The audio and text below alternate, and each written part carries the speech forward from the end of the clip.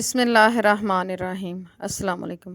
آج کا ٹاپک ہے سر قاسم علی شاہ کی دانشمندانہ گفتگو سے سیکھی ہوئی علم و حکمت پر مبنی چند خاص باتیں۔ زندگی میں بانٹنا سیکھیں کیونکہ دوسروں میں علم، عقل اور رزق تقسیم کرنے والے کی کامیابی یقینی ہے۔ نمبر 2، اپنے کام کی عزت کرنی چاہیے کیونکہ جو بندہ اپنے کام کی عزت نہیں کرتا اس کی کوئی عزت نہیں کرتا۔ نمبر 3، ترقی کے لیے ہمیشہ وعدے اور معاوضے سے زیادہ کام یعنی درجن 13 کرنا چاہیے۔ نمبر 4، ہمیں اپنی زندگی کے تمام فیصلے عقل کے بجائے ایمان کی بنیاد پر کرنے چاہیے۔ اکثر عقل کے فیصلوں میں انسان دھوکہ کھا جاتا ہے۔ نمبر 5، کامیابی کے لیے اپنی زندگی کا واضح مقصد متعین کرنے کے بعد اسے اپنی اولین ترجیح میں شامل کرنا چاہیے۔ نمبر 6، ہماری ترقی میں سب سے زیادہ بڑا کردار والدین کا ہوتا ہے، لہٰذا ان کی دعائیں لینے کے لیے اپنا آپ ان پر نثار کرنا چاہیے۔ نمبر 7، بڑے خواب دیکھنے چاہیے کیونکہ بحیثیت قوم ہماری ترقی کی رفتار سست ہونے کی وجہ بڑے خواب اور مقصد کا نہ ہونا ہے۔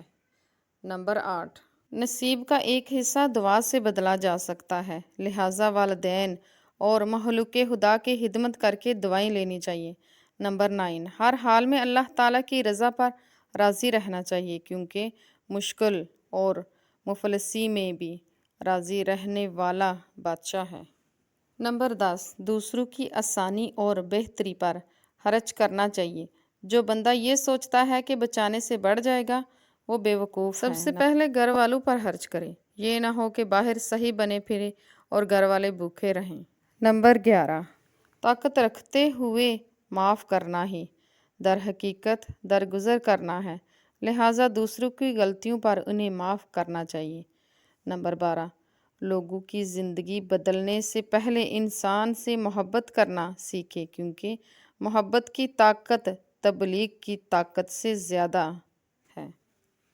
نمبر 13، بااخلاق انسان بننا چاہیے۔ مؤثر انسان وہ ہے جس کا رویہ اور اخلاق بہتر ہے۔ نمبر 14، بڑے بڑے کاموں کے بجائے چھوٹے چھوٹے کام خوبصورتی اور لگن سے کرنے چاہیے۔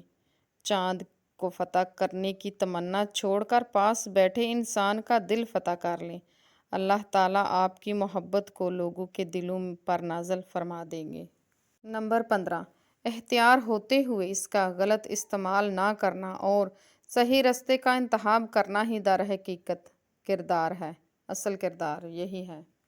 یعنی آپ کے پاس کوئی پاور ہے، کوئی اتھارٹی ہے، کوئی طاقت ہے، تو اگر اس کا یہ غلط استعمال آپ کر سکتے ہیں لیکن اختیار ہونے کے باوجود آپ اس کا استعمال نہیں کرتے، صحیح راستے کا انتخاب کرتے ہیں، تو یہی حقیقت میں کامیابی ہے۔